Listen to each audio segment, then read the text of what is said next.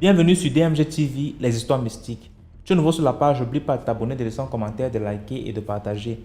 Tu veux nous raconter une histoire? Il y a un numéro WhatsApp à l'écran, c'est le plus 237 655 81 90 17. Envoie ton histoire et on va jouer ici sur YouTube. On poste 10 histoires tous les jours sur YouTube à 12h00 sur la chaîne DMG TV.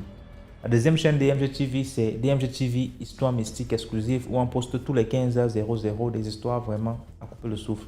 Voilà.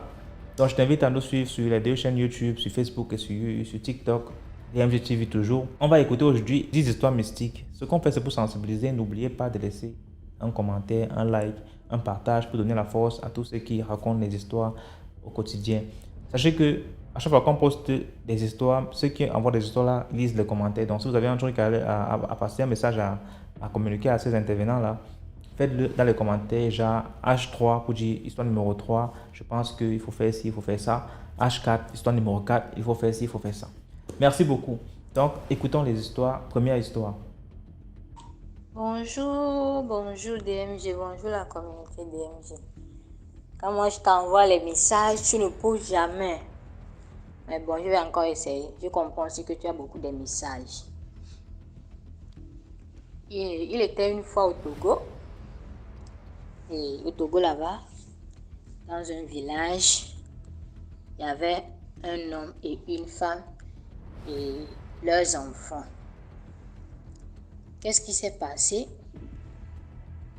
Et ce couple souffrait beaucoup.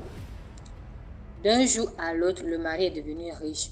Mais la femme et... Ils ont une seule fille. Mais la femme et l'enfant sont morts. Comme ça. Sont morts comme ça. Et puis ça fait des... Oh, le monsieur a conçu des maisons. Il s'est remarié. Il a fait sa vie, tout et tout. 2 ans plus tard, la femme est revenue avec l'enfant. Revenue comme ça avec l'enfant. Il a demandé, premièrement, la femme est partie au commissariat. Pour dire, bon, je cherche monsieur tel. Il m'a tué avec mon enfant. Tout le monde était étonné. Comment quelqu'un t'a tué avec ton enfant? Tu es ici comme si rien n'était. Elle a clairement dit, je suis revenue pour me venger. Oh, ça c'est quelle histoire? On a amené la femme avec l'enfant chez le chef du village.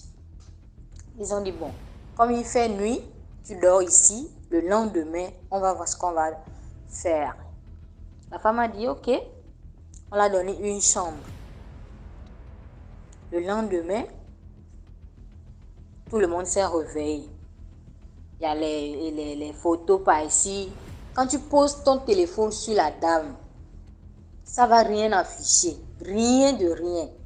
Rien affiché. On l'a appelé le monsieur. Ah, c'est comme ça, il y a une femme qui te cherche. Le monsieur est là. Le monsieur est étonné. Mais tu fais quoi ici? Tu es déjà mort depuis? La femme a dit, oui, je suis morte. Mais je veux que tu dises ce qui m'a tué. Le monsieur a dit, je ne sais pas ce qui t'a tué. Toi-même, tu es mort seul, tu as dormi et puis on t'a retrouvé comme ça. La femme a dit, tu es sûr? Le monsieur n'arrive plus à répondre. Tu es sûr? Le monsieur n'arrive plus à répondre. La femme a dit, je te donne 3 jours. 3 jours pour avouer tout ce que tu as fait. Si tu n'as rien avoué, je vais t'emmener avec moi. Premier jour est passé. La femme est toujours là, hein? Premier jour est passé, deuxième jour est passé, puis le 3e jour. Le monsieur a dit, je ne sais pas ce qui t'a tué, je ne sais pas. La femme a dit, tu es sûr? Ok, pas de problème.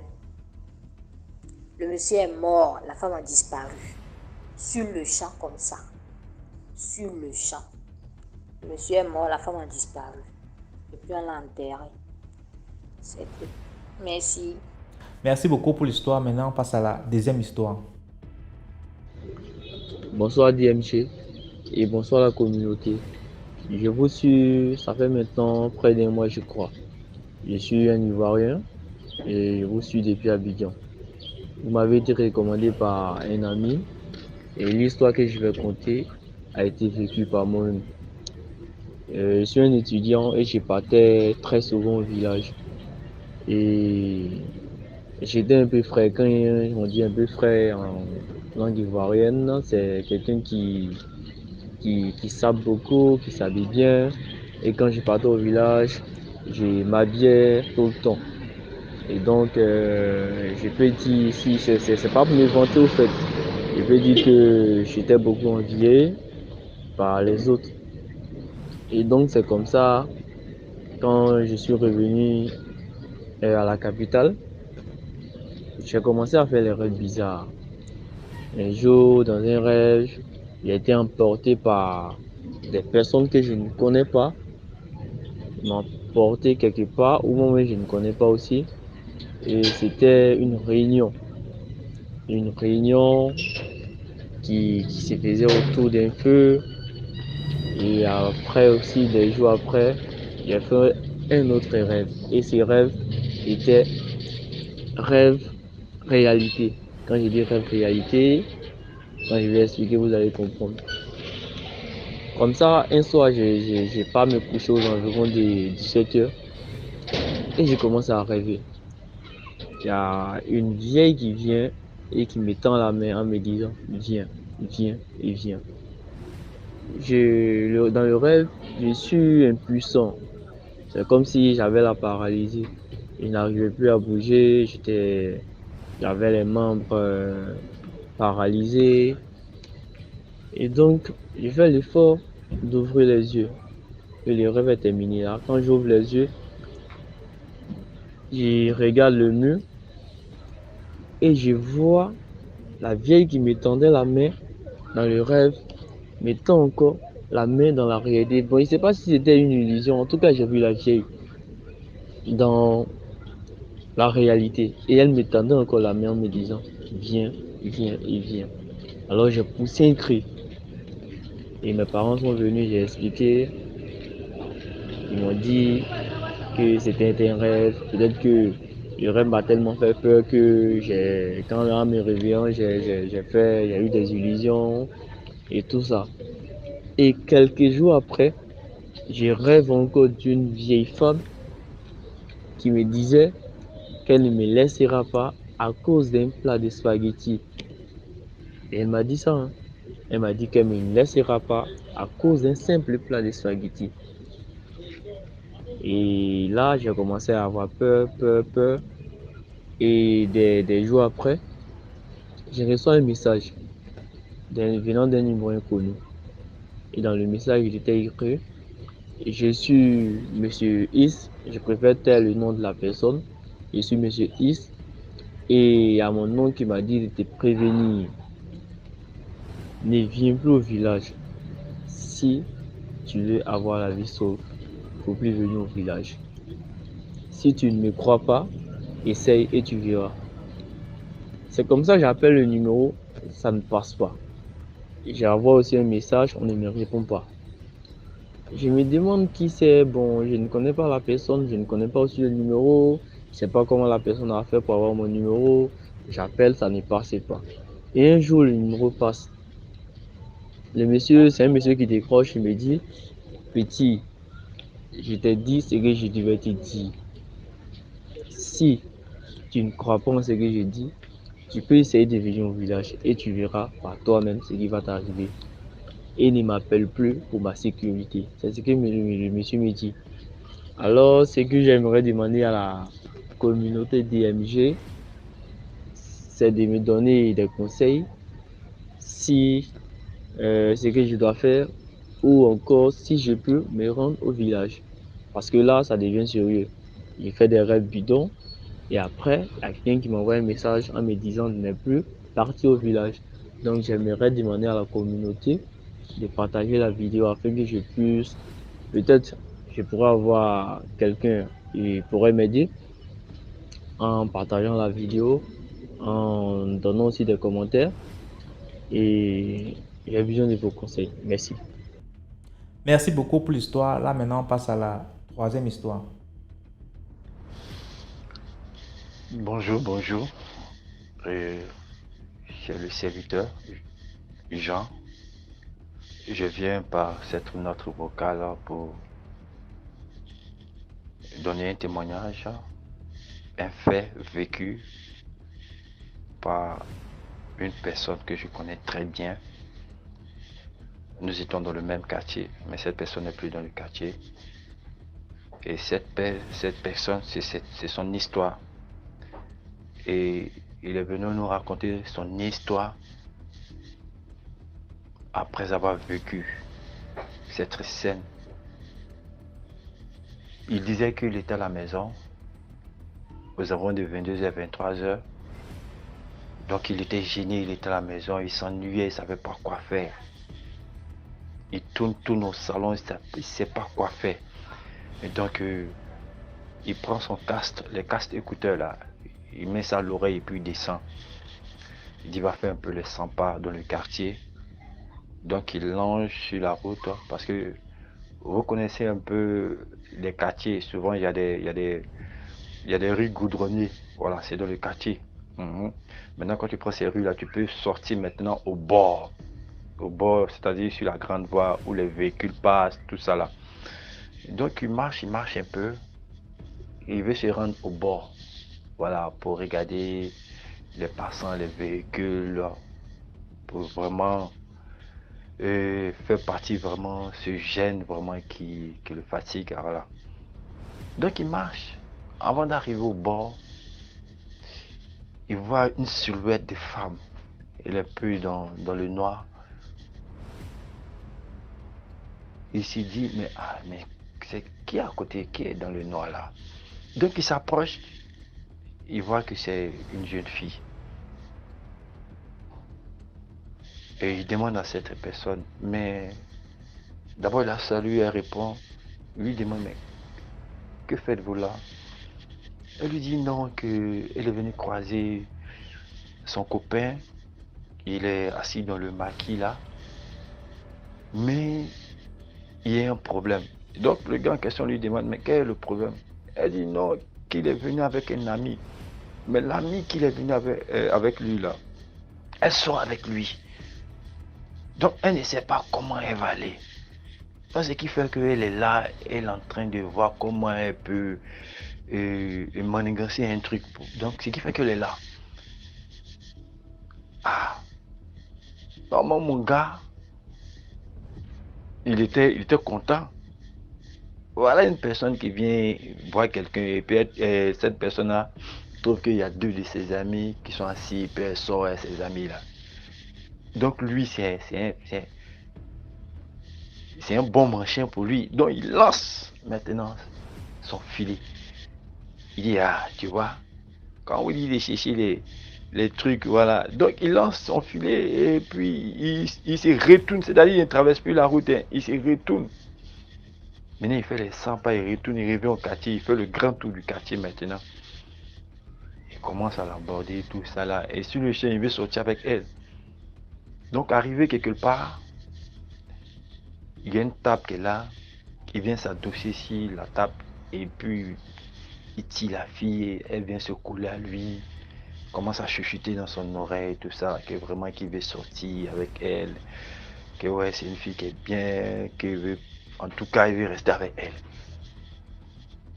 Alors, la fille lui dit, il n'y a pas de souci, il n'y a pas de problème. Donc elle prend un parfum dans son sac, puisqu'elle est venue avec un sac. Les femmes là, elles sortent toujours avec un sac, on ne sait pas ce qui est dedans, mais le sac là, c'est toujours, quand tu as regardé même, il n'y a même pas bon là dedans. Donc elle prend le sac, elle enlève un parfum, puis elle asperge le parfum sur elle. Mais mon gars dit, le parfum là sent mauvais. Ouais. Il dit, quand Sitaf passe là, l'odeur de Sitaf là, ça sent, mais il dit le parfum que la femme l'a mis là, la fille l'a mis là, mais ça sent mauvais.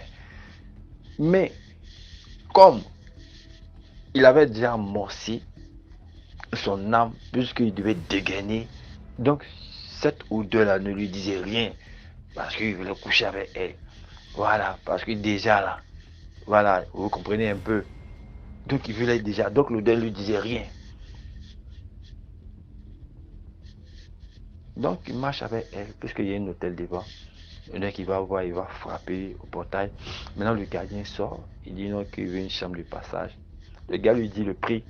Mais à sa grande surprise, le gars n'a pas l'ange du passage. Donc il essaie de manager le gérant pour dire que ouais, que lui le quartier, tout ça là, que voilà, après il va venir donner. Le gars lui dit non, pas question. Donc il manage la fille. Ah, faut m'attendre, je vais aller à la maison, je vais aller prendre du sou et puis je vais revenir. La fille dit ok, il n'y a pas de problème. Donc il court. Parce que c'est une poire qui est là. Il court, il rentre à la maison. Parce qu'il est au dernier, il a l'étage au dernier. Il court, il rentre. Dès qu'il rentre, il voit son grand frère qui est là. Il tourne, il cherche là, il tourne. Son grand frère lui demande, mais aïe, qu'est-ce qui se passe? Il dit non, il n'y a rien. Il tourne. Il cherche, il ne voit pas, il n'y a pas issue. Il ne sait pas où on est là. Son grand frère est là, donc il ne peut pas prendre quelque chose aussi. En tout cas, il ne peut pas. Donc il est là. Son grand frère demande qu'est-ce qui se passe. Il dit tiens, lui là, c'est vrai, rester ici, là, il va me séquestrer ici et puis le truc là va partir. Voilà, faut pas partir. Donc il court encore sur André. Il dit ah, vraiment, je suis allé, j'ai pas trouvé, mais c'est pas grave. Et puis le montre un coin. Il dit tu vois, là, il y a une femme là, matin, elle va en placali. Mais là, il est noir, on peut se gérer ici. Il commence à la manager et tout ça. Il la plaque et puis ils vont dans le coin. Donc ils sont là-bas et la fille lui dit c'est quelqu'un de bien. Il dit oui, je sais que je suis quelqu'un de bien, tout ça. Elle dit non, que c'est pas, je ne veux pas te faire du mal. Il dit oh, faut laisser ça. Après on parlait de ça. Actuellement on est là. Faut pas les gens vont venir tomber sinon. La femme lui dit, faut m'écouter d'abord. Il dit oui, j'ai t'écouté, mais allez là. C'est pas le moment. Donc la femme insiste, elle dit tu sais que moi je suis une personne. Je suis une bonne personne. Lui, ça ne l'intéresse pas. Mano, actuellement, l'âme est déjà amorcée. Il manque à tirer seulement. Donc, tout est, depuis la tête jusqu'à la plante des pieds, là, tout est dressé, les nerfs, tout, ses cils, tout est dressé. Donc, tout ce que la femme lui dit, ça ne l'intéresse pas. Elle lui dit que moi, je suis une revenante, que je suis mort. Si tu veux, je te donne le numéro, ça c'est le numéro, tu appelles mes parents, ils vont te dire. Il dit, oh, laisse ça. Donc il est tout entré dans la maladie, et puis la fille dit, bon, ok. Tu sais, c'est à cause de vous, les gens qui sortaient pour chercher femmes la nuit, là. À cause de vous, nous on sort. Parce qu'au moment où vous sortez là, nous on sort pour venir vous chercher. Il dit, oh, faut laisser ça, ma chère, laisse ça. On est là, ici, tu vois, non? Laisse ça. On joue à l'essentiel. Elle dit, bon, ok. Donc, ce qu'on va faire, un jour, tu vas payer spaghetti. Donc, il avait 500. Il dit, ok, il n'y a pas de problème. Si elle est rassasiée, là, elle va faire sauter le cadenas. Donc, il se lève, il marche. Mais il voit que la fille, elle se précipite, elle s'en devant. Il essaie de la rattraper, il ne peut pas. Il dit, mais arrête-toi. Il essaie de l'attraper, il ne peut pas. Jusqu'au tournant du boulevard. Quand il tourne, il arrive là-bas, il ne voit personne. Il regarde à gauche, à droite, il ne voit personne. Et puis la rue est vide. C'est là maintenant, il va se souvenir maintenant. De où il a vu la fille. Elle était dans le noir. Où il était sur la table, elle a fait sortir un parfum qui sentait mauvais. Où il s'est rendu dans le coin de choses qu'on appelle ça placali. Où elle a dit que je suis une mauvaise personne, que je suis une personne morte, que c'est à cause de vous, on est sorti.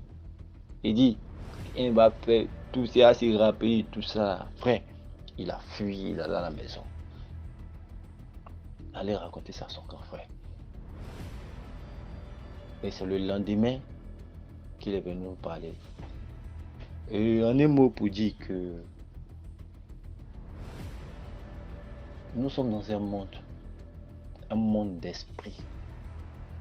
Lorsque nous étions petits, enfants, souvent on attendait dame au sabot, on attendait homme au serpent. On était petits, on avait peur, mais c'est un truc de petit, donc on ne croyait pas totalement à ça, mais on se disait que les gens venaient nous effrayer. Mais c'est au fil du temps qu'on a vu que c'est vrai, parce qu'il y a des personnes même qui ont vu des dames au sabot.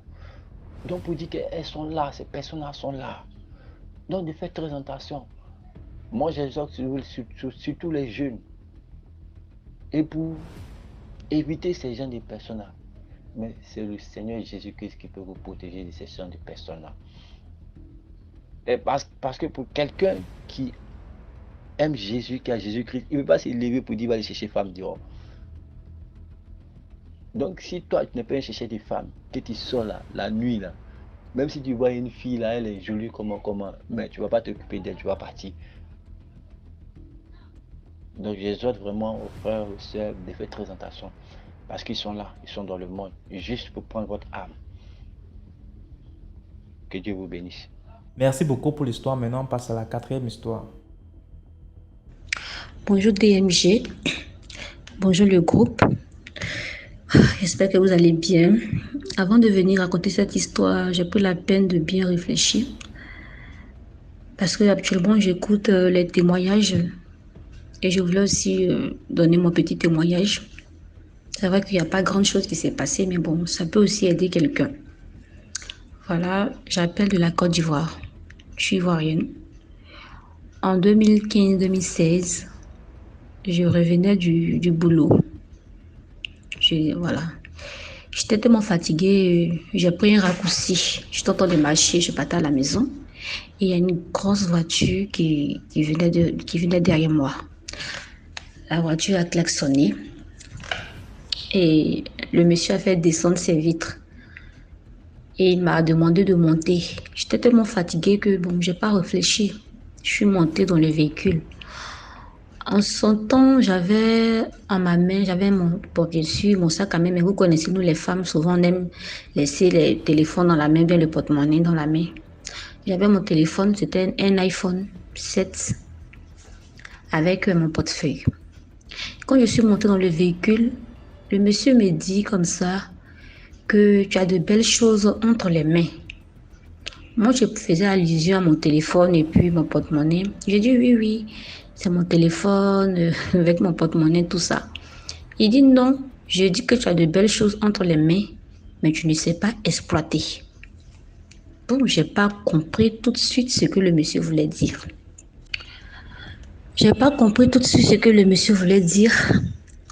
Et donc, il est parti, il m'a descendu chez moi, devant mon immeuble. Et il m'a donné son numéro. Il m'a dit non, le lendemain, il voudrait me voir, qu'il voudrait qu'on échange et tout ça.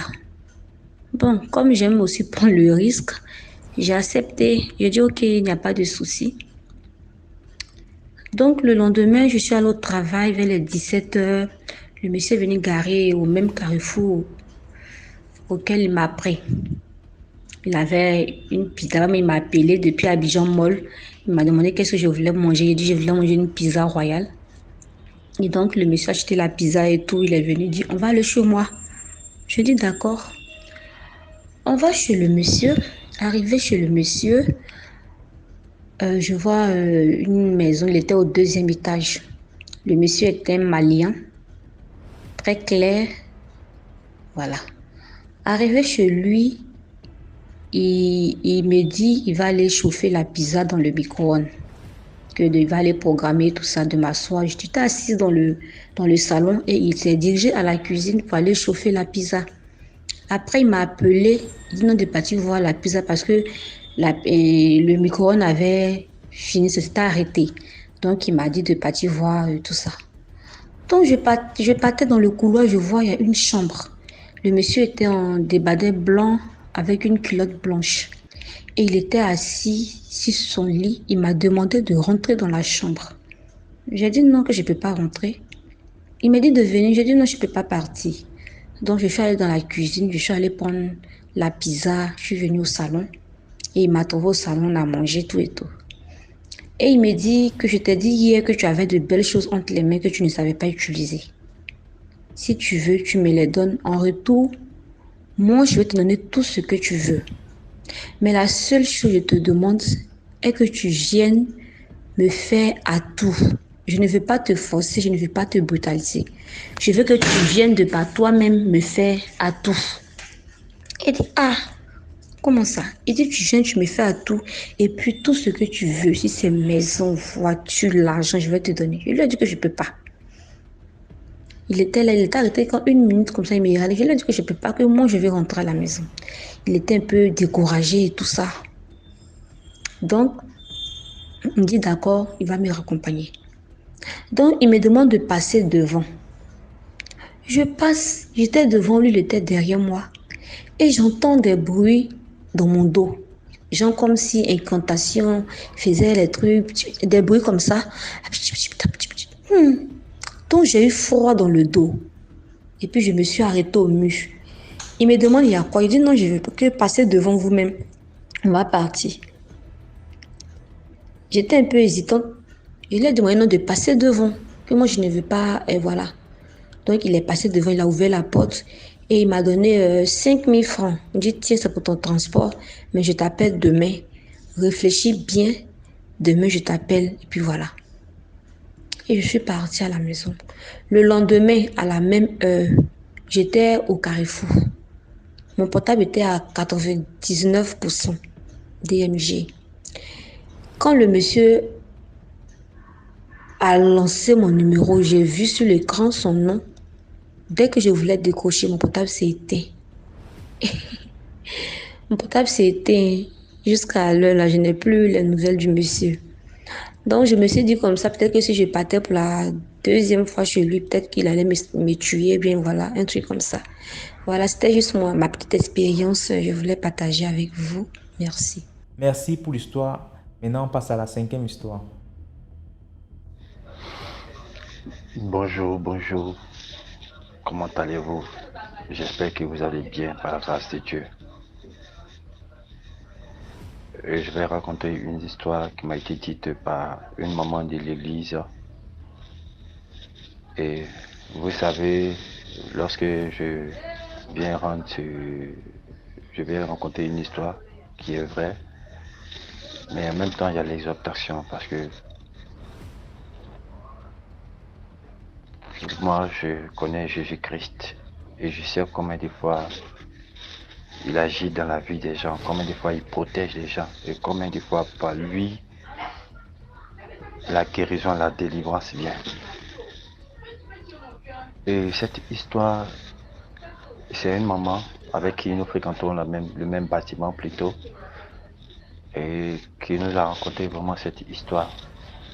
Donc il s'agit de 2 personnes, 2 jeunes gens, une jeune fille avec un jeune homme, voilà, et vous connaissez un peu les Goïga là. Donc voilà, mais le jeune il avait une ambition. Son ambition là, c'est l'argent il veut. Voilà, parce que il veut avoir l'argent, parce qu'il fréquente un bon île là. Donc son bon île, ils ont l'argent. Donc lui, il y a la frustration qui est là. Et donc il veut frapper fort, il veut être au-dessus, voilà, il veut qu'on dise, pas rien. Donc c'est lui qui veut être là. Donc voilà que par des conseils de méchanceté, il a recours à un féticheur, un marabout, et il s'en parlait de son histoire. Et le marabout féticheur lui dit qu'il n'y a pas de problème. Et donc il fait ce que le marabout lui demande. Et le marabout lui dit, bon, tu vois ta camarade là, tu vas te mettre quelque part. Et tu vas l'appeler au téléphone. Et qu'elle va arriver dans le lieu, tu vas crier son nom, tu vas l'appeler. Quand elle va répondre là, tu vas voir la suite. Il dit ok, il n'y a pas de souci. Donc il est content. Et donc il appelle sa camarade. Sa camarade, je vais donner le nom de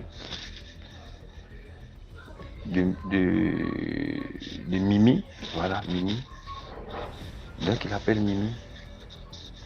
Et puis il dit à Mimi de venir pour me trouver à tel endroit, puisqu'elle connaît l'endroit. Donc elle prend le véhicule et puis elle se rend à cet endroit. Donc dès qu'elle arrive à l'endroit, son ami il est caché, mais il la voit. Mais bien avant de partir, puisqu'elle ne savait pas pourquoi elle partait, mais c'est son ami, donc il y a une totale confiance parce qu'ils font tout ensemble.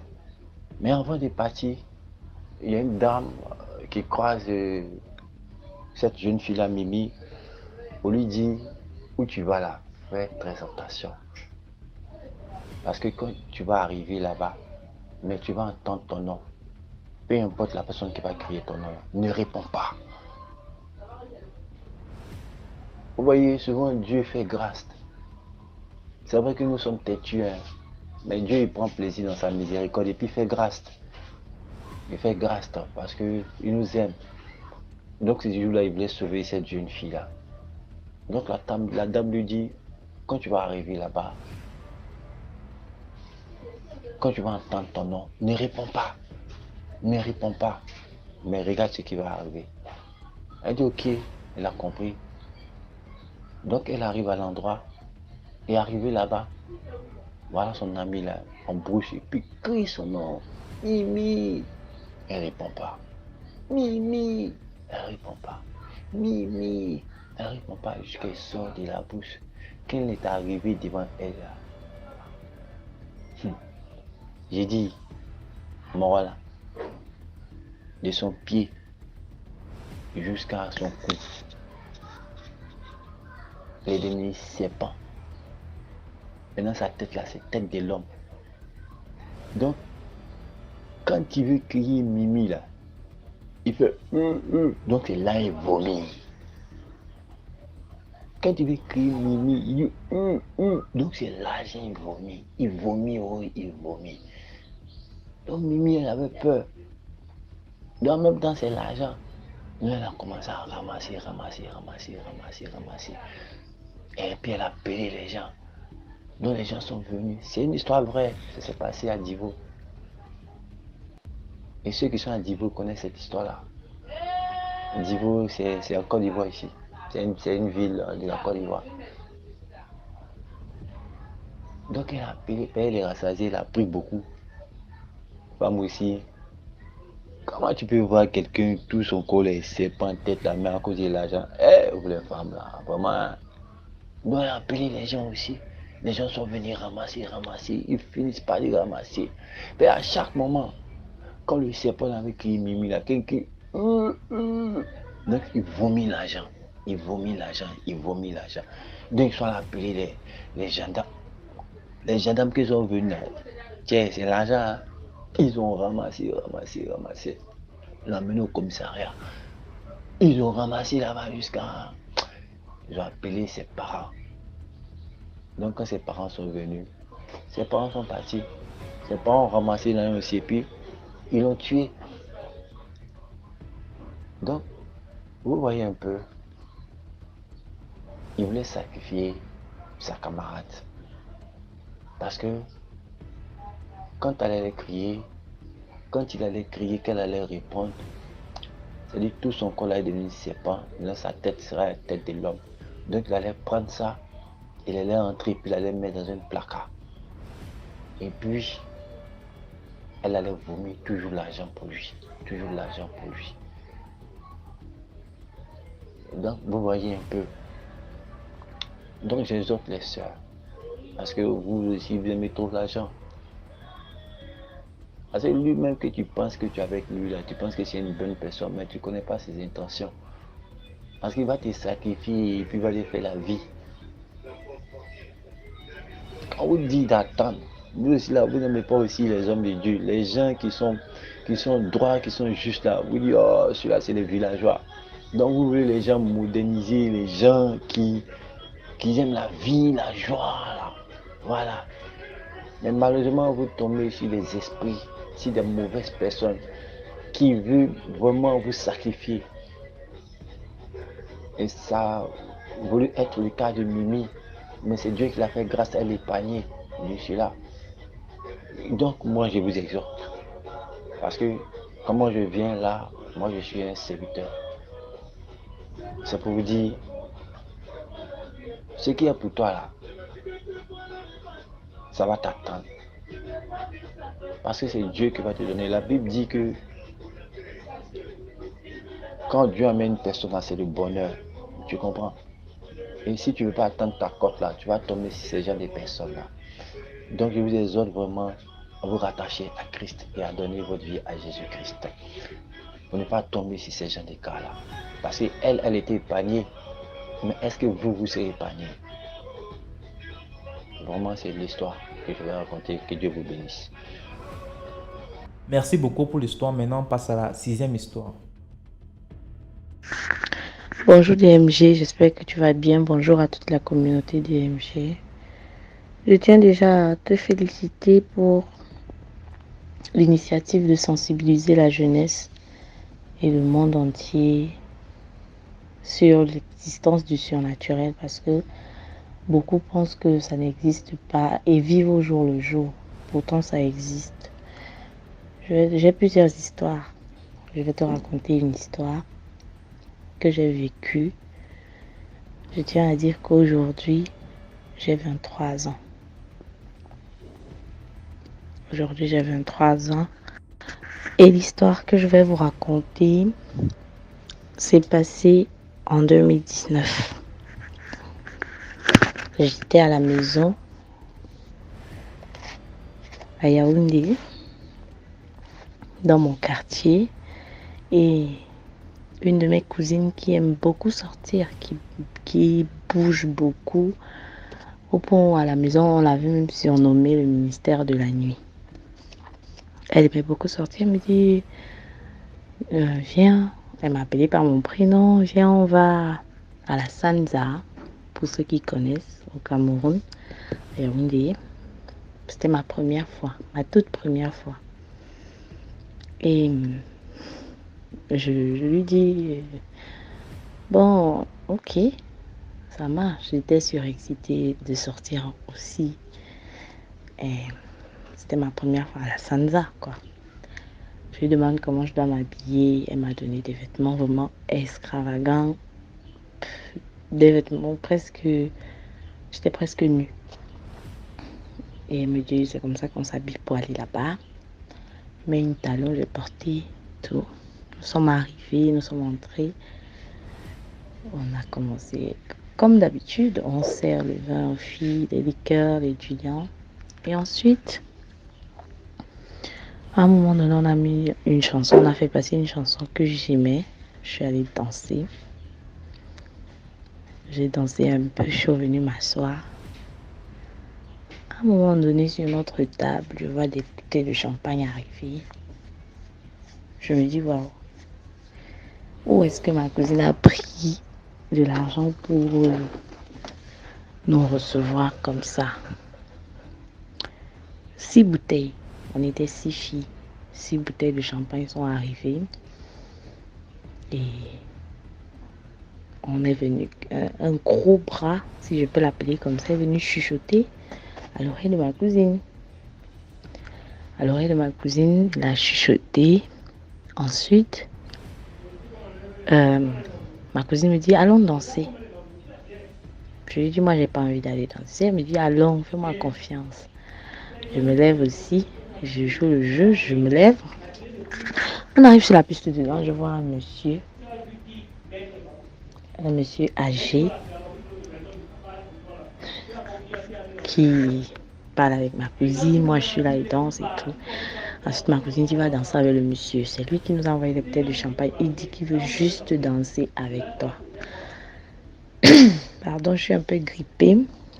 Je dis à ma cousine, mais il est trop vieux. Il est vieux. Elle me dit, ouais, tu danses seulement, non? Une façon pour toi de remercier le monsieur et tout. Je dis, non, non. Il me fait même peur. C'est quoi cette barbe blanche là? C'est comme ça que je m'en vais danser aussi avec l'insistance de ma cousine. Elle a réussi à me convaincre, je suis allée danser. Pendant qu'on dansait, il y avait 2 gros bras là. Comme j'avais les talons, il me dit, c'est quoi, tu veux pas danser avec moi? Je dis, non, les talons me font mal aux pieds. Il me dit, ouais, tu as les babouches et tout. Je dis, oui, j'ai les babouches, je vais les porter. Il me dit, non, laisse. Il envoie son gros bras d'aller chercher mes babouches, ma cousine. Ma cousine va chercher mes babouches. Ensuite, DMG. C'était la nuit la plus traumatisante de ma vie. Et j'étais là à dire que j'étais quelqu'un qui qui ne croyait pas du tout au surnaturel. J'étais quelqu'un qui était aveuglé, qui vivait sa vie. Donc, si ça ne m'arrivait pas, je n'allais jamais croire. On a apporté mes babouches, j'ai porté mes babouches. Ensuite, il me dit, c'est quoi, je te sens pas à l'aise et tout. Je dis non, je me sens vraiment pas bien. Je vais rentrer. Il me dit, ok, d'accord. Je vais demander à mon garde de te raccompagner. Je dis d'accord. Il a pris une enveloppe kaki. Il m'a remis. Il me remet l'enveloppe. Il dit à son garde de me ramener, de me mettre dans le taxi pour rentrer. C'est comme ça que il précise à son gros bras. Il me donne sa carte. Il précise à son droit de me mettre dans un des taxis. Moi, je me dis, bon, peut-être quand il a dit un des taxis, c'est genre, je vais pas payer le taxi, quoi. Je vais pas payer le taxi. On est arrivé. J'ai dû revoir mes cousines. Moi, je vivais déjà seule. Chez moi. Donc, j'ai dit à mes cousines que moi, je rentre. Cette atmosphère ne me plaît pas trop. Elle me dit, ok, rentre, merci pour les champagnes et tout. J'ai pris l'enveloppe, je ne l'ai pas ouverte. Je suis entrée dans le taxi. Je me suis assise. Lorsque tu entres dans le taxi, du côté gauche, quand tu entres, tu t'assieds juste là. Il a fermé la portière, il a dit au chauffeur, dépose la demoiselle chez elle. Tu sais quoi faire. Quand il dit ça, je me dis, bon, ça doit être un monsieur qui, je sais pas, qui a une agence de taxi. Je savais pas ce qui m'attendait. DMG, il était déjà 2 heures du matin. C'est comme ça que on quitte le quartier Fouda. Au lieu de prendre la direction de chez moi, il a plutôt pris la direction inverse. Genre, il me dit qu'il a un truc à faire au niveau des leveurs, je sais pas trop. Ensuite, il me ramène. Je trouve ça bizarre, mais moi, la seule chose que je voulais, c'était rentrer chez moi. J'ai dit d'accord, pas de souci. J'ai pas encore ouvert l'enveloppe, j'ai pas encore regardé la carte.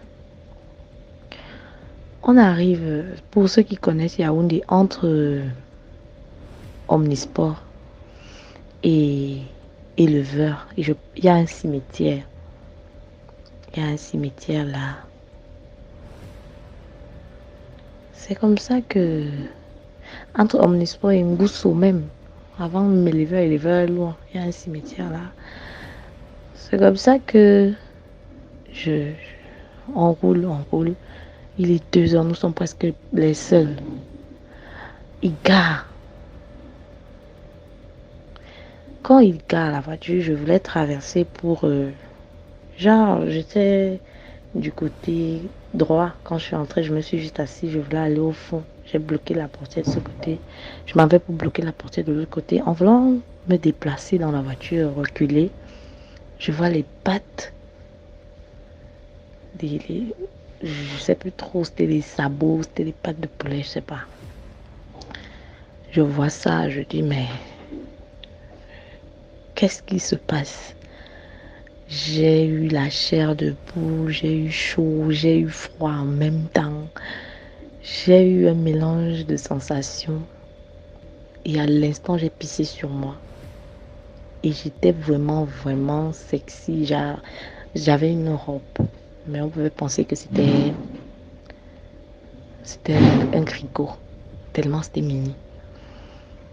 Et à l'instant, j'ai pissé sur moi. Je reste tétanisée. Je savais même pas quoi faire. Je connaissais pas à quel son m'ouvrir. Comme on dit souvent. Il descend de la voiture. Il laisse les phares allumés. Il est là. Je ne sais pas trop ce qu'il faisait, où il pissait. Je ne réagis pas, j'étais tétanisée. Il a fait pratiquement 45 minutes hors de la voiture. J'ai commencé à pleurer, mais sans montrer que je pleurais, parce que les larmes coulaient juste. Et je supportais. Après, il est remonté dans la voiture. Il a démarré et nous sommes passés par la poste. Parce que je restais au quartier Hawaï. Nous sommes passés par la poste, pourtant nous pouvions passer par... C'est comme ça que le gars conduit. On est à la poste, à la grille, à Courant, là, après Courant, il est passé par Ekounou, Sefta, Carrefour, pas le Sefta, Carrefour, Ekounou, Stade Abeka, tous ces chemins-là, personne ne parlait dans la voiture. Nous sommes arrivés dans mon quartier, je dis que non, je descends ici, au Carrefour, à Hawaï. J'ai dit non, je descends ici, je vais prendre la moto. Il me dit, mademoiselle, le boss a dit que je vous laisse chez vous. Même s'il faut que j'aille vous laisser dans votre chambre, je vais aller vous laisser. Je suis terrorisée. J'ai peut-être pissé sur moi 3 fois. Je ne sais plus. C'est comme ça que nous sommes arrivés devant chez moi. Et mon bailli avait un chien.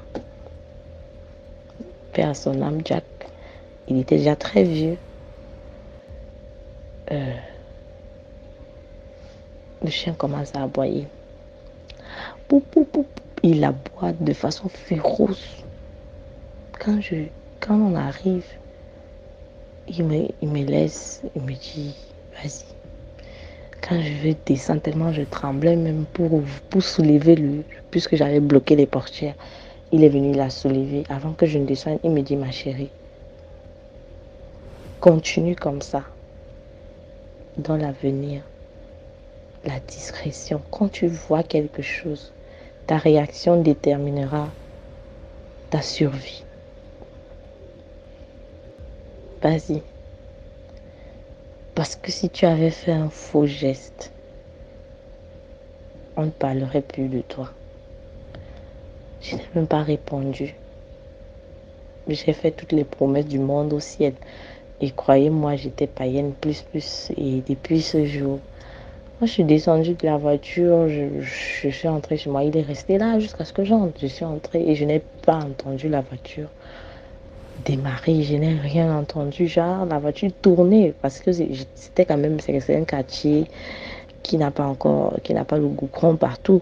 Donc, il fallait tourner bien, cadrer la voiture pour tourner. Donc, forcément, on allait entendre les bruits des roues, je sais pas.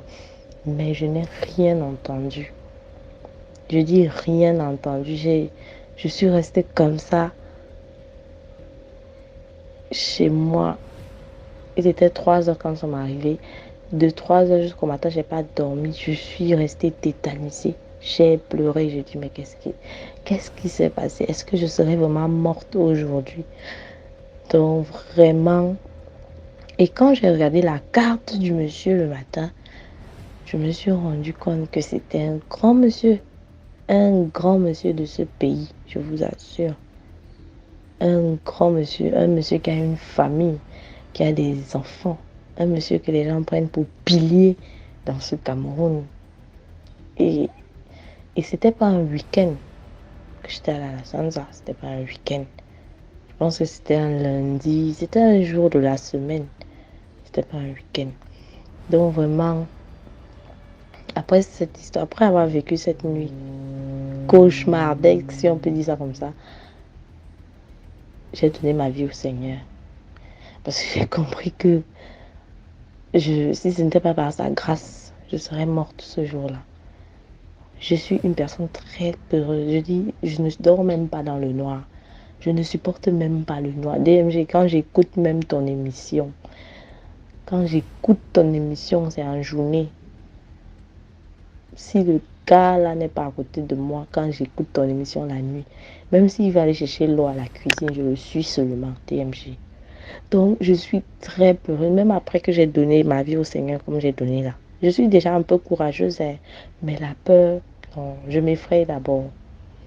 Du coup, je ne sais pas ce qui avait fait que je ne crie pas le jour-là, que aidez-moi, ou je suis finie, ou je ne sais pas. Donc vraiment, les filles, le dehors, il est très risqué. Il est mauvais qu'on ne vous mente pas. Et la nuit, c'est le diable qui règne. Je vous assure, la nuit est faite pour le monde des ténèbres. Je pense que Dieu m'a gardé en vie pour que peut-être d'autres personnes après moi tirent des leçons, je vous assure. C'était un peu ça mon histoire. Je reviendrai pour d'autres histoires. Merci pour l'histoire. Maintenant, on passe à la 7e histoire. Bonjour, bonsoir DMG, bonjour, bonsoir à la communauté DMG, selon l'heure à laquelle vous allez écouter cette histoire. Merci DMG pour ton initiative et que vraiment que Dieu te protège parce que le diable n'aime pas lorsqu'on dévoile ses secrets. Donc vraiment que le Saint-Esprit te protège afin que les gens soient armés de courage pour partager leurs histoires et afin de sensibiliser le maximum de personnes. Donc l'histoire que je vais vous raconter, c'est l'histoire d'une amie. C'était une jeune fille brillante, pas très brillante dans les études. Elle faisait vraiment des études normales, des moyennes normales. Mais elle avait un truc. Elle attirait les gens. Elle avait ce truc où elle attirait les gens. Elle attirait vraiment les gens, surtout la gente masculine. Elle attirait toujours les hommes. Elle avait ce truc où, voilà, dans un groupe d'amis, c'est elle, ce genre de personnes qui sont souvent, voilà, parmi tant, c'est la personne là qu'on va voir. Donc, c'est comme ça qu'elle était. Elle rencontre son petit ami qui devient son premier amour. Mais lui, il étudiait dans une autre province. Donc, c'est les vacances où les deux étaient ensemble. Pendant l'année scolaire, il y avait une pseudo-amour à distance parce que voilà, l'autre était dans une autre province et elle était à la capitale. Maintenant, une fois, elle décide d'aller le rejoindre comme elle n'avait pas... Lui, il était déjà à l'université. Elle aussi, je crois, oui, elle aussi était déjà à l'université. Elle décide d'aller le rejoindre à la province en question où lui il avait cours, il avait encore ses examens. Comme leur université, voilà, les universités publiques, il y a souvent les grèves, donc le programme scolaire tirait en longueur. Donc elle est allée là-bas, mais lui il avait cours, il préparait ses examens et tout et tout. Elle avait décidé de faire une semaine, je crois. Voilà comment elle dit non. Et lui, au lieu de vivre au campus, il avait un cousin à lui qui était affecté dans cette province. Donc son cousin était quand même bien placé, logé. Voilà, l'État l'avait logé dans un joli truc et tout. Donc lui, il avait la possibilité d'aller rester chez son cousin que de rester au campus où la vie est un peu dure. Donc quand la fille va là-bas, on va l'appeler Sissi. Quand Sissi va là-bas, et donc, elle va naturellement se loger chez le cousin. Elle fait la rencontre du cousin. Et donc, elle est là dans la maison. Donc, voilà, lui, il va travailler le matin, il rentre le soir, normal. Donc, le copain aussi, il va à l'université le matin, il rentre le soir. Donc, elle était là à la maison, voilà, dans une province qu'elle ne connaît pas, mais elle était là, tranquille et tout. Le week-end, il se baladait, il visitait la ville. Après, au bout de 3 jours, 4 jours, il lui dit non, en fait, son cousin est bizarre. Elle lui dit, bizarre comment? Moi, je le trouve sympa. Elle dit non, il est bizarre. Moi, je vois pourquoi je ne veux... Heureusement que tu es là. Sinon, ça fait un moment, moi, je ne dors même plus trop ici. Il fait les trucs bizarres. Je ne le sens pas. Comment ça, tu ne le sens pas? Je ne peux pas t'expliquer. C'est un truc. Je ne sais pas comment te dire ça. Laisse ça comme ça. Elle dit, ah, c'est quoi? Mais pourtant, moi, je le trouve, lui, il est là, il est normal, il est dans son coin. Bon, elle a zappé, elle s'est dit, bof. Voilà, quand 2 hommes restent dans la maison, c'est pas souvent comme quand c'est 2 femmes. Les femmes, on va faire le Congo ça, les trucs comme ça et tout. Donc, les hommes, parfois, c'est un peu froid. Donc, elle s'est dit, bon, peut-être c'est dans ce sens et tout. Vu qu'ils n'ont pas le même âge. Elle rentre, finalement, le séjour fini. Elle revient à la capitale. Voilà, elle raconte un peu et tout et tout et tout. Après, quelques jours après, il appelle. Elle dit c'est comment? Il dit ça ne va pas. Il était au campus pour aller travailler. Il s'est assoupi là-bas au campus et tout. Il se réveille genre 18h comme ça, 18h, 19h. Il n'y a personne. Il est seul dans la chambre du campus. Il n'y a personne. Mais il entend un bruit bizarre qui vient de sous le lit. Quand il regarde sous son lit, il voit un serpent enroulé sur lui-même. Il l'a sursauté. Il appelle les autres. Quand ils sont venus, il n'y avait plus le serpent. Puis ils ont dit, peut-être que le serpent a fui. Oh, ils ont commencé un peu à fuir. Vérifions, on ne sait jamais et tout. Peut-être que le serpent a fui par la fenêtre et tout. Ils ont zappé. Il dit depuis un moment, il ne fait que des cauchemars bizarres. Il sent que c'est son cousin. Il sent que son cousin est en train de faire des choses bizarres. Il ne se sent pas bien, il ne se sent pas bien. Dès que les examens vont finir, il rentre automatiquement. Elle lui a dit, ok, calme-toi, finis les examens. Il a dit non. Il ne sait même pas s'il faut qu'il rentre à la maison chez son cousin ou qu'il continue à rester au campus. Il ne sait pas. Bref, les examens sont finis. Il est rentré. Il se plaignait, je ne me sens pas bien, oh je ne vois plus bien, j'ai mal aux yeux, nanani nanana, c'est mon cousin. Donc elle le soutenait, elle le soutenait et tout. Donc elle venait me raconter ça, que oui, son cousin veut quelque chose sur lui, lui, son cousin l'en veut et tout ça là et tout.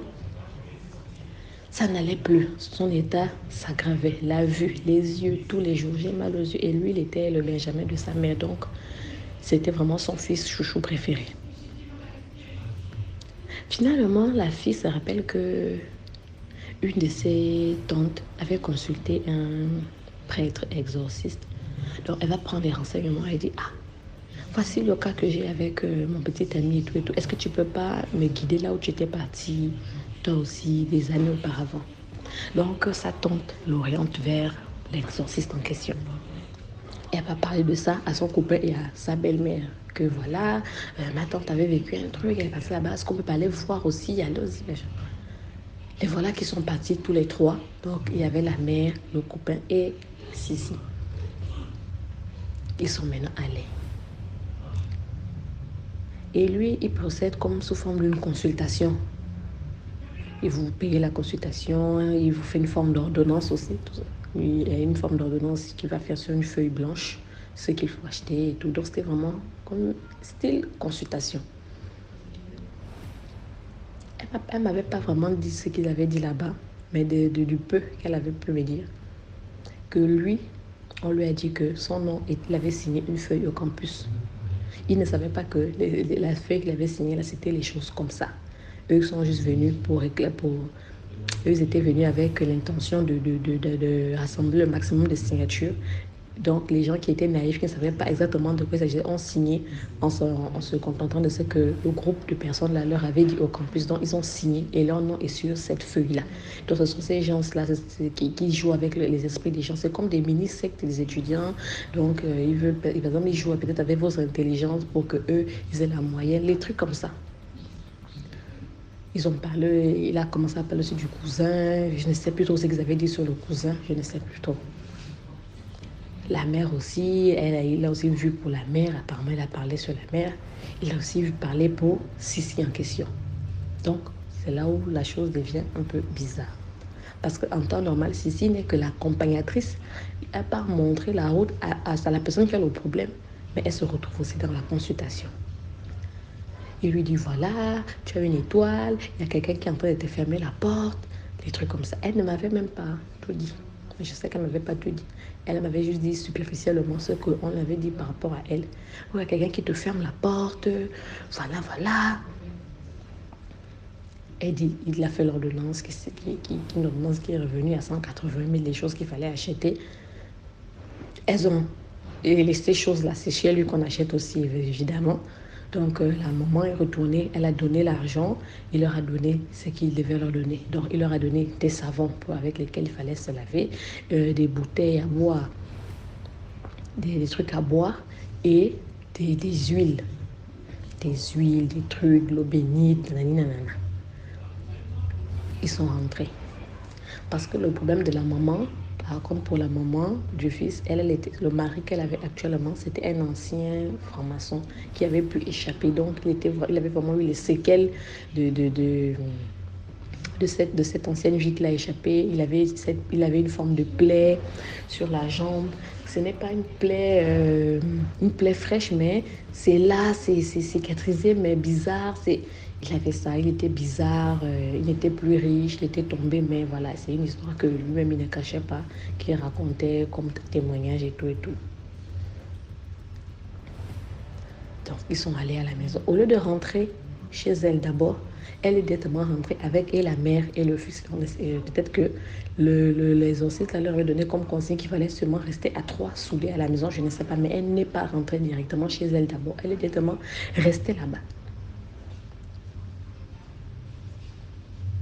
Un jour, 2 jours, 3 jours, je sens que j'avais un pressentiment. À partir du 4e jour, j'avais un pressentiment. J'ai dit, je commence à penser à elle, je ne savais pas pourquoi. Je commence à penser, j'ai dit, c'est bizarre. Quelque chose me dit qu'il faut que je l'appelle. Je l'appelle. Elle ne répond pas. Mais j'avais oublié qu'en ce temps-là, que j'avais changé de puce. Donc j'avais le même WhatsApp, mais la puce qui était dans mon téléphone, c'était un autre numéro. Donc elle ne connaissait pas le numéro là. Elle ne savait pas que j'avais changé la puce et tout et tout. Donc c'était le même WhatsApp, mais c'était pas le même numéro quand j'appelais. Donc moi je ne comprenais pas, je disais, mais comment elle peut voir mon appel, elle ne décroche pas. Alors j'avais oublié complètement que j'avais changé de puce. J'ai appelé peut-être, je ne sais pas, 15 appels en absence. Ça sonne. Sa mère appelle aussi. Sa mère me dit que tu n'as pas de nouvelles. J'ai dit, je n'ai pas de nouvelles. J'avais un mauvais pressentiment. Le lendemain, elle m'écrit sur WhatsApp. Elle me dit, on a échappé à la mort ici. J'ai dit, vous avez échappé à la mort ici. Comment? Quand? Elle me dit, hier. J'ai dit, mais hier. Et là, je pense, j'ai dit, mais j'avais un pressentiment. Voilà pourquoi je ne faisais que t'appeler. Elle me dit, je fais que m'appeler. Je n'ai pas fait m'appeler. J'ai dit, si je fais que t'appeler. Elle dit, c'est toi le numéro 0 qui me fait. J'ai dit, oui, c'est moi. Elle dit, je n'ai pas décollé parce que j'avais peur. On pensait que c'était le cousin de mon copain là qui appelait parce qu'il n'arrêtait pas de nous appeler. On ne comprenait pas pourquoi. Donc, depuis qu'ils avaient commencé le traitement du prêtre exorciste, là, le cousin ne faisait qu'appeler. Alors que de base, il n'était même pas si proche que ça. Mais dès qu'ils ont commencé le traitement, il ne faisait qu'appeler le copain en question. Appeler. Il appelait aussi la copine, vu qu'elle avait son numéro. Apparemment, quand elle était partie en vacances là et tout. Par exemple, il appelait pour dire, ferme la porte, je ne vais pas rentrer, les trucs comme ça. Donc, il avait pris son numéro là-bas quand elle était partie en séjour. Il ne faisait que les appeler, il ne décrochait plus. Peu importe le numéro qu'il appelait, eux, ils ne décrochaient plus. Ils sont allés marcher un peu devant la porte, genre en route, vraiment bordure de route et tout. Une voiture a failli les prendre. La route est vide. Il n'y avait rien. Et heureusement qu'ils ont été vigilants, ils se sont genre écartés. Après, la voiture a fait comme si genre la voiture a failli. Après, la voiture a continué. Ils ont dit, ça c'est quoi? Les voilà qui retournent à la maison en catastrophe. Ils racontent ça à leur mère. La mère dit, non, rentrons en prière. Les voilà à 3 là-bas maintenant dans la prière, dans les huiles que les exorcistes avaient données. Elle me dit que les bouteilles qu'il leur avait données là, dès qu'ils buvaient ça devait les faire vomir et aller à la selle. Elle dit, ils vomissaient et c'était pas des vomissures normales, tu vois, quand tu vomis, tu vois un peu la nourriture. Non, c'était juste de l'eau avec des formes de petits trucs noirs dedans. Elle ne comprenait pas, ils vomissaient. Ils ne restaient même plus au salon. Ils restaient maintenant au couloir pour être à côté de la douche seulement. Elle dit, c'était incroyable. Dès qu'ils font seulement 5 minutes, douleur au ventre, pas possible. Après, vomi, c'était à tour de rôle dans la maison, les 3. Quand elle est revenue au bout d'1 semaine, elle l'avait noircie. Quand elle est rentrée, donc elle a fait au moins 1 semaine et quelques jours, donc presque 2 semaines, elle l'avait noircie. Une fille très claire, presque genre de clair, que tu es comme une métisse là, très claire. Jolie, teint clair, propre. Elle avait noircie, elle était devenue vraiment vraiment marron. Genre, quand tu la vois, quand tu la connais, tu sens directement que la fille l'a noircie. Tu sais comment? Elle m'avait raconté tout ça. J'ai dit, tiens! Je vois, elle était maintenant rentrée, tranquille et tout. Lui, il est resté, il a commencé à dire que voilà, les yeux, ça va mieux, nanana. Bref. Il a obtenu son diplôme et tout ça là. Il était maintenant là un moment avec sa maman. Donc un jour, elle prend sa douche. Je la vois, elle se oint. Elle me dit, ne touche jamais la bouteille là. J'ai dit, hein, je n'ai pas fait attention. Elle m'a dit, ne touche jamais la bouteille là. Ne frotte jamais l'huile là. Elle a commencé à frotter ça. Apparemment, le prêtre exorciste lui avait donné, je ne sais pas si c'est l'huile de chance ou l'huile de protection, je ne sais pas.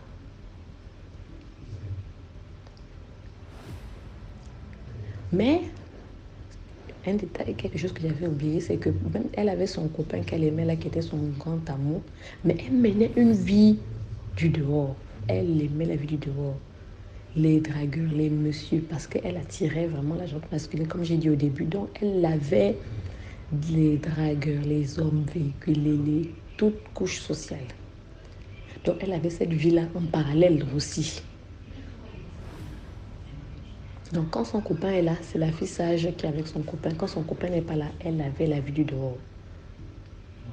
Dans les grands endroits, elle est à gauche, elle est à droite. Elle ne faisait même pas ce rien avec l'argent. Parce que quand vous vivez chez les parents, vous ne pouvez pas faire des grandes choses avec l'argent. Parce que vos parents ont dit que c'est commandant. Elle achetait que les habits, des trucs comme ça. Les habits, les chaussures, les mèches. Donc ça, on va dire, bof, c'est rien. Mais elle ne peut pas faire des trucs palpables. Quelques temps après ça, au fur et à mesure, voilà comment elle tombe enceinte. Et entre-temps, elle avait une relation à distance avec le fils d'un homme politique qui envoyait l'argent et tout ça. La mère n'avait pas dit qu'elle était finalement enceinte. C'est après que le gars avait découvert qu'elle est enceinte. Il s'était énervé. Quoi? C'est ça que tu me fais? Moi, je pensais que... Il est monté dans sa voiture, il est parti. Et la grossesse, quand elle est tombée enceinte, c'était un moment où elle et son copain en question là étaient sur le point de se séparer. Donc la grossesse a fait qu'elle doit revenir. Elle découvre la grossesse en plein engouement, si je peux dire ça comme ça. Donc elle revient vers le gars pour dire voilà, je suis enceinte et tout. Mais elle faisait un peu genre. Et comme lui, il était affecté toujours dans une autre province et tout pour une formation. Donc elle pouvait vivre sa vie tranquillement à la capitale. Elle a accouché et elle avait, à l'époque, quand elle a accouché, elle avait un téléphone en vogue. C'est-à-dire elle était toujours dans son mood de la fille qui a toujours le truc dernier cri, le téléphone dernier cri. Elle avait une belle grossesse, elle brillait. Elle a accouché, pas de souci. Ça a commencé maintenant, petit à petit. Le téléphone est tombé, ça s'est cassé. Oh, je ne peux plus manipuler mon téléphone, et tout comme ça. Jusqu'à, je n'ai plus de téléphone. Jusqu'à aujourd'hui, elle n'a plus jamais eu un vrai téléphone. Elle a commencé à tomber. Elle a commencé à devenir bizarre. Les amis qu'elle avait, ils ont commencé à se disputer. Et après, ils se sont séparés avec tous ses amis. Les gens qu'elle a dragués, qu'elle appelait, il n'y avait plus personne. Elle était devenue bizarre. Elle avait des problèmes de gauche à droite. Elle a commencé à devenir ce qu'elle n'était pas avant. Avant, elle ne buvait pas. C'était une fille en mode, elle n'aime pas trop les trucs comme ça. Genre, aller boire, elle peut siroter un peu. Elle aimait les jolis trucs. Mais elle a commencé à devenir les filles qui aiment boire, qui sortent avec n'importe qui. Alors qu'avant, elle ne sortait pas avec n'importe qui. Elle n'acceptait que les invitations des grands messieurs. Là, elle a commencé à accepter les invitations des gens bizarres, des quartiers qui traînent chez les boutiquiers, les trucs comme ça, les gens bizarres. Elle a changé complètement. Elle est devenue l'opposé de ce qu'elle était. Elle n'est devenue que l'ombre d'elle-même. Le joli teint qu'elle avait, elle n'a plus le teint là. Elle est devenue bizarre. Dès que tu la vois, il y a un truc qui est quitté. Il y a quelque chose qui s'est brisé dans cette fille. Elle a eu les problèmes avec ses parents, elle a quitté la maison, elle a abandonné l'école. Tout s'est écroulé, tout l'avenir qu'elle pouvait avoir parce qu'elle était le genre qu'on voyait, on savait que celle-là, elle va aller loin. Tous, et elle avait des rêves. Elle était toujours en mode, elle se voyait comme les femmes, voilà, les girl power, les business women. Avec les voitures et tout, c'était un avenir. Dès qu'on la voyait, on savait que notre genre de fille là, c'est comme ça qu'elle va. C'est devenu l'opposé, tout s'est écroulé. Elle n'a plus jamais eu son joli teint. Elle est devenue bizarre. Elle avait des problèmes de partout, les dettes de partout. Elle est devenue accro à l'argent. Elle devait les gens. Elle faisait les prêts de gauche à droite. Elle a commencé à rentrer dans des trucs bizarres. Des filles qui cherchent, lorsqu'il y a une petite agence qui cherche les filles, genre, il y a une personne qui cherche par exemple les filles pour les soirées, voilà, les soirées sales. On te donne quelque chose à la fin, un petit pourcentage. Elle est rentrée dans des choses comme ça.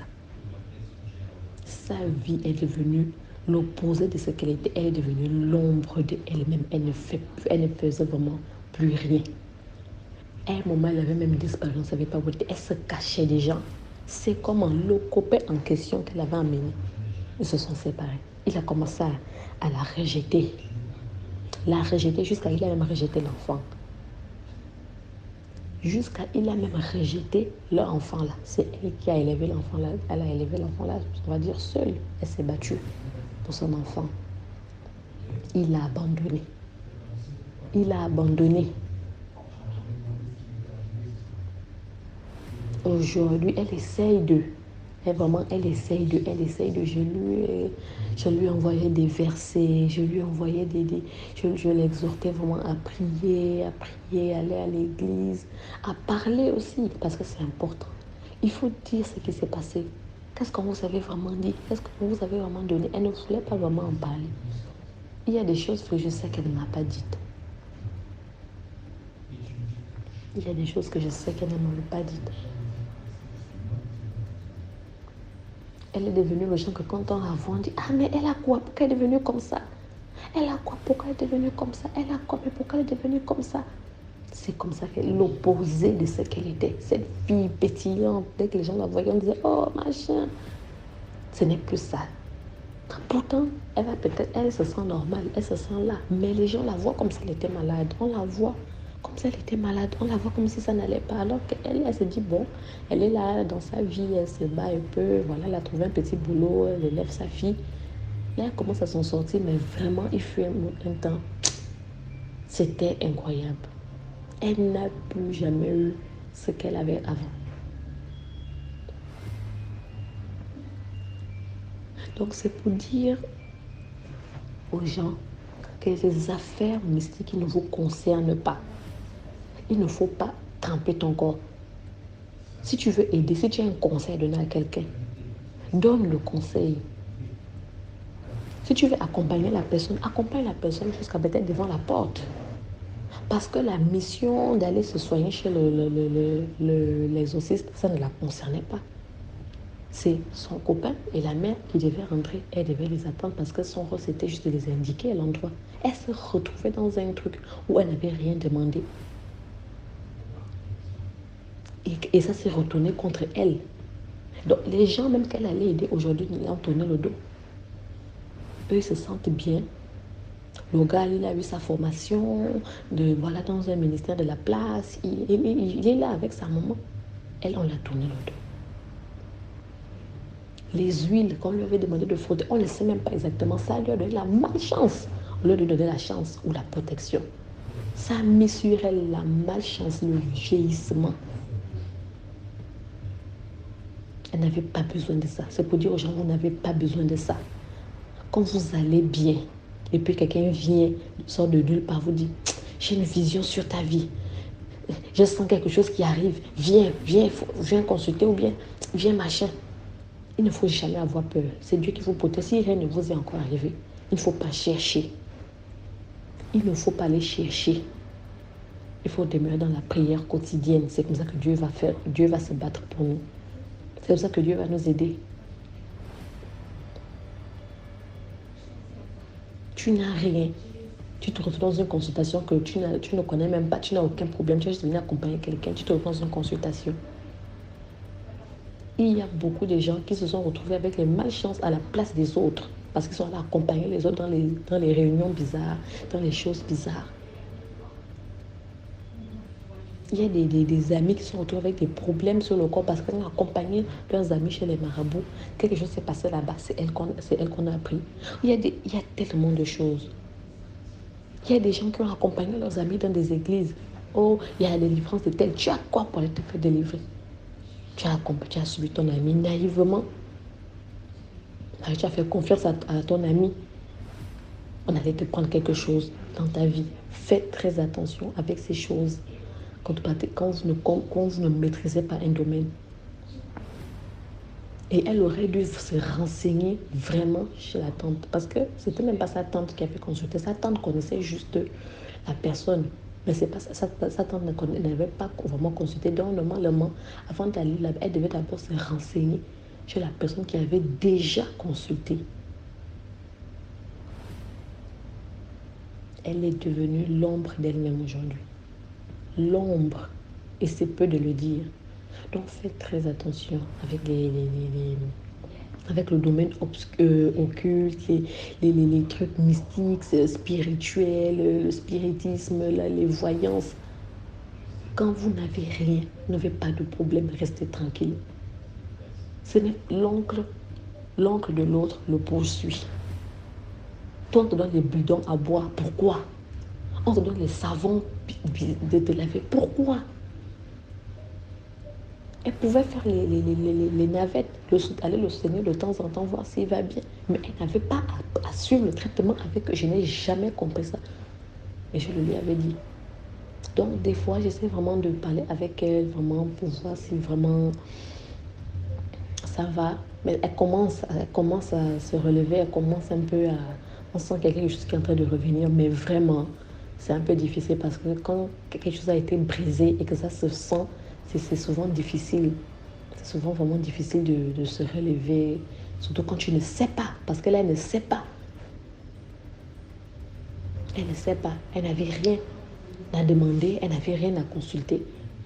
On lui a pris son étoile comme ça. Donc faites très attention. Aider, tu peux aussi prier pour la personne à côté. Tu n'es pas obligé d'aller entrer avec la personne dans les temples pour trop montrer à la personne que je te soutiens. Il y a des limites. Donc c'était ça, la moralité de l'histoire. Il faut faire très attention où vous accompagnez les gens. Merci. Voilà, c'était tout pour aujourd'hui. Merci d'avoir écouté jusqu'à la fin. Si toi, tu as une histoire à raconter, envoie ton histoire au numéro WhatsApp à l'écran, le plus 237 655 81 90 17. Envoie ton histoire par note vocale et on va jouer ici. Voilà, donc on se prend demain 12h pour une nouvelle vidéo.